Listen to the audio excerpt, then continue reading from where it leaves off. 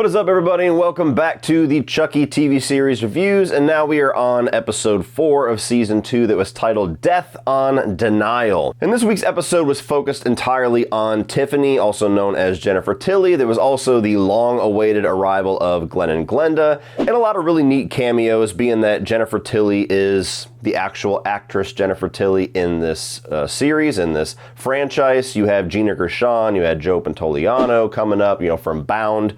Probably the most talked about Jennifer Tilly role outside of Tiffany Valentine. They even referenced it a few times in Seed of Chucky. And it was an interesting episode because it was very much like a standalone episode. It almost could have existed outside of this season entirely, but it still moved the plot forward and still had some relevance to the overall season-long story that was going on. So it was a nice little breath of fresh air to kind of break up what's been going on the past couple of episodes before we get the final 4, which I presume would all be straightforward, but you never know.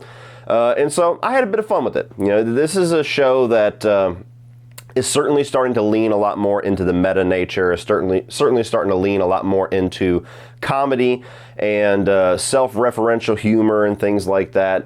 And while, if I'm being honest, that's not my favorite version of Chucky, I'll always prefer the darker, more serious version of the character and of the franchise. If I'm just on board for what's going on in the show so far as the tone, as far as the direction, I was allowed to have a decent enough time with this episode. It's not my favorite. It's not a type of episode that I would want to have tons of throughout this series, but as a kind of nice little break, having Don Mancini come to direct it and giving a lot of old school filmmaking tricks here and there with the title cards and things like that. There was a nice little visual callback to Psycho.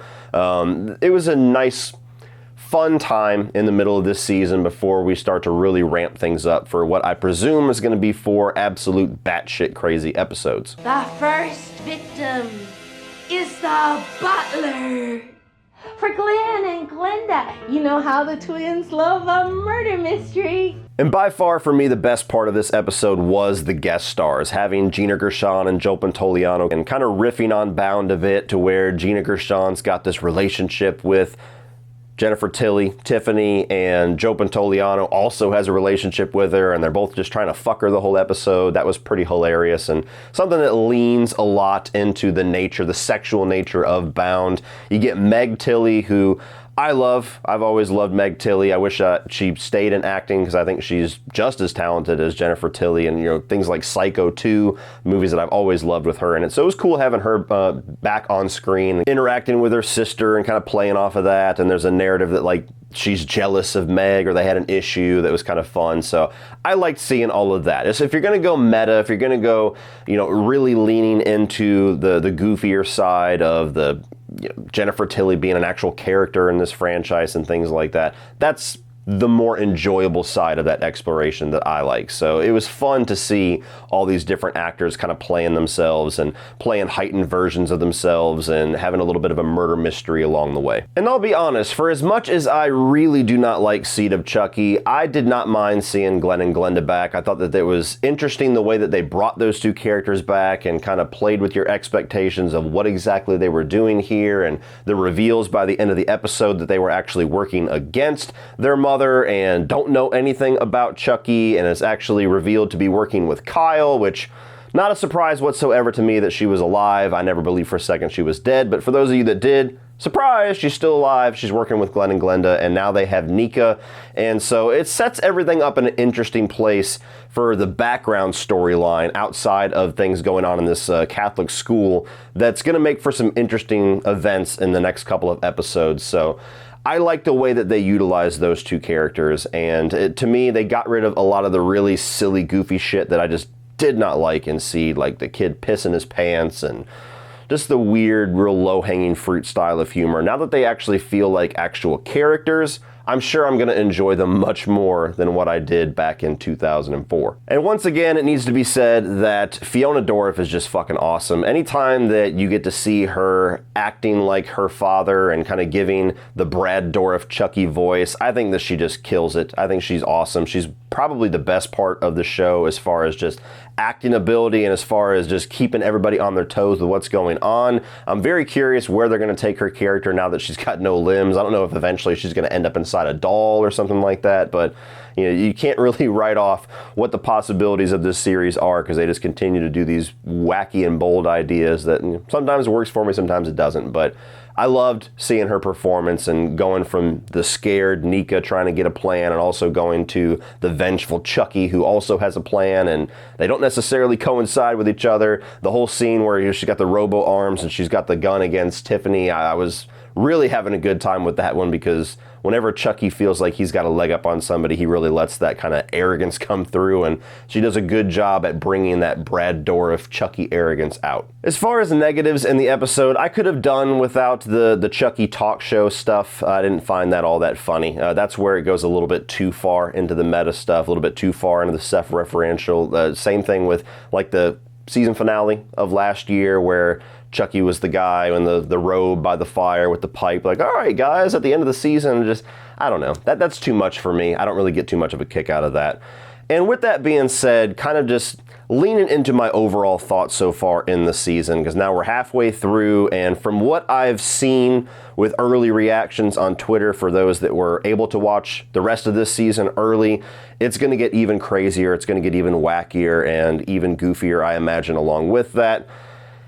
And just to be honest, just to be fair, I'm not a huge fan of the goofy side of Chucky. I've already said it once in this video, but that's just kind of what's going to color a lot of my reviews in this series on the episodes that lean more into that. I felt like season 1 balanced it really well to where there was a lot more serious stuff going on. It took itself a lot more seriously, and there was some goofy stuff here and there. There was some wacky stuff here and there, but I felt like it was moments of levity that were needed. And this season seems to be just leaning full into that, going full bore. And, you know, that tends to be the pattern with everything since Seed, is you get like a real crazy one, and then you get a fairly serious one, and we're due for the crazy one, which seems to be this season thus far. And I don't think that that's disrespectful to say. And the reason I'm saying that is because I had an interaction with one of the people that work on this show that I hope is going to continue further. I'm not going to give any details on that, but they made a comment about me that I didn't appreciate, and so I reached out to kind of clarify things and touch bases on. And I could be reaching. I just got the feeling that because I wasn't overwhelmingly praising everything about the show, that I was just kind of being branded an asshole for this person. And I don't like that. I don't like the feeling like I'm being branded that way just because I'm giving my honest thoughts. I don't think that that's fair for me. I don't think that that's fair for anybody that gives their honest thoughts in this show. And so I don't think that it's a big deal if you're a Chucky fan, if you're a Halloween fan, if you're a Freddy fan, if you're just giving your honest thoughts. Sometimes things work for you, sometimes things don't work for you. There's going to be a lot of people that this season is going to be an absolute blast, and they love how crazy it gets, and they love it the weirder and the goofier that it gets, and that's just kind of their version of Chucky that they love. Just like there's people that love the goofier side of Freddy Krueger, and Freddy's Dead's one of their favorites in the franchise. I am not. I like the serious stuff, so that's just my taste. But I think it's important to say that whenever you are passionate about something, any kind of art, whether it's music or movies or video games, if you have a character or a property or a franchise that you love, that you're very passionate about, it shouldn't be a requirement to love and to praise everything that comes out with that property just because you love it. The same way that all the creative people that are making this show are not going to be able to make every single season or every single episode for everybody. There's going to be some stories and some directions and some ideas that appeal to some people and turn other people off, and vice versa, and that's the game you have to play when you're being creative. It's just not going to work for everyone. So whether you're somebody that's creating something, whether you're somebody that's writing or directing or drawing or putting something together in an editing room, or you're an audience member, I think it's important to keep in mind that no matter what, as long as you are honest and you're respectful and you're still just expressing your love of the franchise, even if sometimes it's because you don't necessarily like what's going on, that's not a bad thing. That's not something that you should be attacked for. It's not something that you should be looked down for. And it's not something that you should view somebody else as like they're a lesser fan or they're a lesser person to listen to or their opinion's not as important.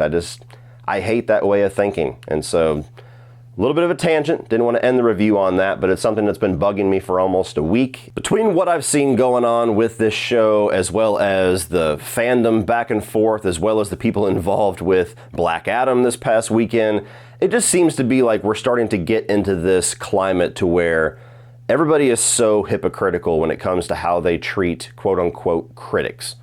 They're your best friends and they're awesome, and we're going to prop up their scores and prop up their numbers if they're praising the thing that you've done. But if they decide to critique it at all, they're assholes, they're scum, and only the fans matter. Well, nowadays, the critics, most of the people that make up that little score on the Rotten Tomatoes, they're fans.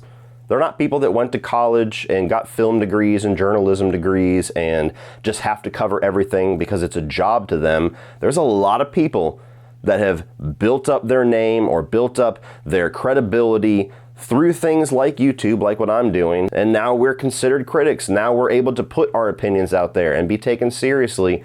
And I just find it incredibly distasteful whenever I see people involved in the creative process that don't understand that there's just people giving their honest opinions, and they take such issue with people that give critiques, especially if they're respectful, especially if they're just giving their honest thoughts and not being an asshole trying to get clicks and putting giant buzzwords in their videos. I find it distasteful that those people will get shit on or will get looked down upon or be considered lesser fans because they decide to give their honest thoughts that sometimes they don't like things. And people that decide to praise everything, the quote-unquote hype men, we all know them. They're all over Twitter, they're all over TikTok, taking fucking videos of themselves, doing reactions at the post-credit scenes. Those people that just decide to prop everything up to be excited about everything, that's what everybody wants nowadays. They want people that just say, that's awesome. Everything that you've done is awesome. Everything that you've written, everything that's going on right now is awesome. It's flawless. It's perfect. It just doesn't work that way. If you genuinely think it's awesome and it's perfect and it's flawless, then great. It is always better to watch something that you were excited about or that you're interested in and walk out with a really positive experience, but it just doesn't always happen. And acknowledging that does not make you an asshole. It does not make you a lesser fan. And it does not make you deserving of anybody looking down on you. So for those of you guys that watched this episode, that you've watched this season so far, are you loving what's going on? Do you love the series and this franchise as it gets crazier and goofier? Or do you like the darker, more serious stuff and you kind of want to get back to that? Or are you somewhere in the middle? Let me know all your thoughts down below, guys, and we'll discuss this 4th episode of the show. Well, that's it for this one, guys. If you enjoyed this, please click over here to check out the rest of my reviews of this series thus far. And I'm also going to put my most recent Chucky tier list up here if you want to see my thoughts on all of the movies. And as always, guys, please like, share, and hit the subscribe button if you want to see the rest of my coverage on this show. We're doing this every single week this season, and then I'll probably do a season review. And remember, opinions are like assholes, but that doesn't mean that you have to be.